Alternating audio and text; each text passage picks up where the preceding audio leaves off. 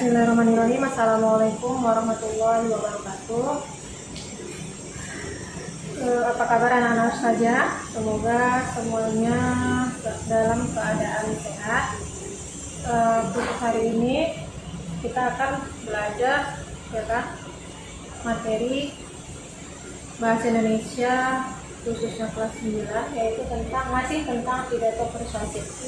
Kita hari ini hanya melanjutkan materi yang hari Sabtu sudah jelaskan, yaitu juga sama tentang materi teks pidato persuasif, dan ini khusus untuk kelas 9. Jadi sebelum Ustazah menjelaskan lanjutan materi yang kemarin, Ustazah ingin mereview kembali apa yang dimaksud dengan pidato persuasif. Baru sekitar 3 hari atau 4 hari yang lalu seperti itu.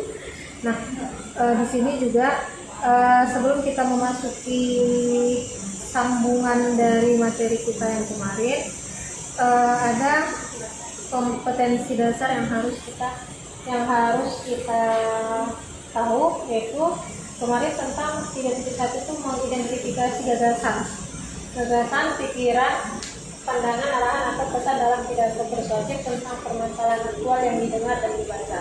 Dan hari ini menelaah struktur dan ciri kebahasaan pidato persuasif tentang permasalahan aktual yang didengar. Itu untuk kompetensi dasarnya. Kemudian ada beberapa indikator juga dan tujuan. Nah, ini tujuannya hari ini kita mau mengidentifikasi ciri kebahasaan, ya.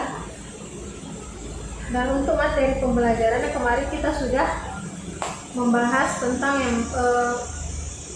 yang namanya pengertian teks pidato, kemudian tujuan pidato, struktur teks pidato persuasif, ciri-ciri pidato persuasif, dan hari ini adalah jenis-jenis pidato dan kaidah kebahasaan di dalam teks pidato persuasif. Baik, nah sebelum ke jenis-jenis pidato dan kaidah kebahasaan pidato persuasif, Ustazah ingin menjelaskan sedikit atau mereview kembali tentang pengertian apa yang dimaksud dengan pidato persuasif. Pengertian pidato persuasif yaitu dia merupakan jenis informasi atau gagasan.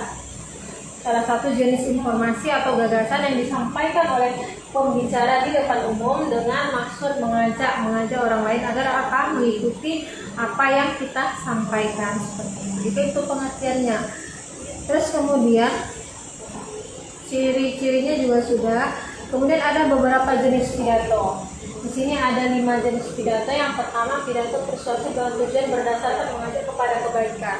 Seperti itu. Kemudian kedua, yang berisi informasi. Maksudnya di sini seorang yang berpidato itu memberikan informasi. Kemudian yang ketiga itu memberikan keyakinan kepada para pendengar.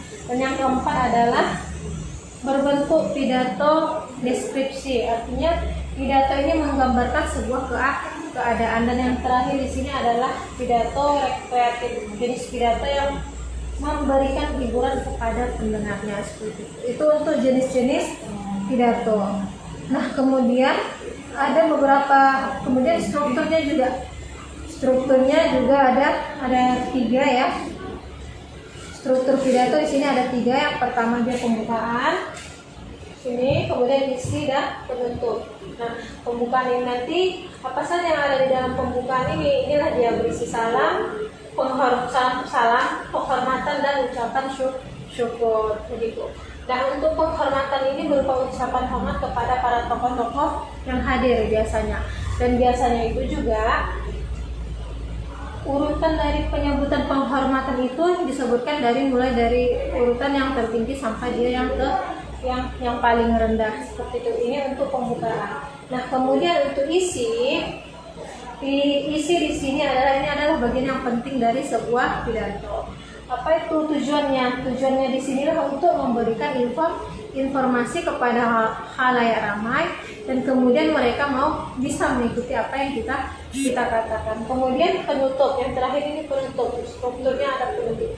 Nah, penutup di sini berarti berisi harapan seorang yang berpidato, ya kan?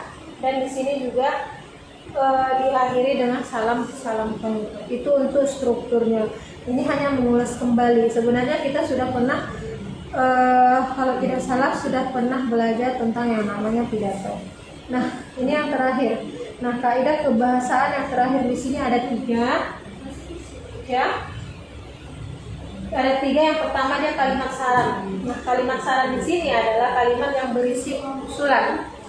Kalimat yang berisi usulan agar dapat dipertimbangkan oleh pendengar. Artinya apa? Seorang yang berpidato, ya kan, ada pidatonya yang berisi kalimat saran, ya, kalimat saran. Nah, biasanya kalimat saran di sini pada umumnya ditandai dengan penggunaan kata sebaliknya atau seharusnya. Itu untuk kebahasaan di dalam pidato persuasif. Yang pertama itu kalimat saran. Kemudian yang kedua, kalimat yang kedua sini berisi kalimat ajakan. Kalimat ajakan berisi anjuran untuk diikuti oleh para pendengar.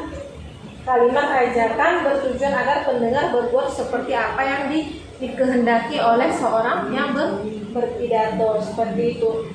Kemudian kalimat saran di sini, kalimat ajakan di sini pada umumnya ditandai dengan penggunaan kata mari, marilah, kemudian mohon, ayo, tolong, dan sebagainya. Itu untuk kalimat ajakan. Nah, untuk kaidah kebahasaan yang ketiga itu ada kalimat arahan. Nah, untuk kalimat arahan di sini merupakan kalimat yang bertujuan untuk memberikan petunjuk kepada pembaca atau pendengar. Pada umumnya kalimat arahan ditandai dengan penggunaan kata harus. Itu adalah kaidah kebahasaan di dalam pidato persuasif. Sudah? Jadi anak-anak ustazah yang ustazah jelaskan hari ini sambungan dari yang kemarin, yaitu ada 2, yaitu yang pertama struktur teks pidato persuasif, dan kemudian yang kedua adalah kaidah kebahasaan di dalam pidato persuasif. Jadi untuk contoh-contohnya anak ustazah bisa membuka bukunya, itu buku cetaknya ada contohnya, kemudian bisa juga cari dari sumber-sumber lain. Jadi sampai sini materi kita tentang pidato persuasif. Semoga bermanfaat untuk anak ustazah, dan ustazah akhiri dengan assalamualaikum warahmatullahi wabarakatuh.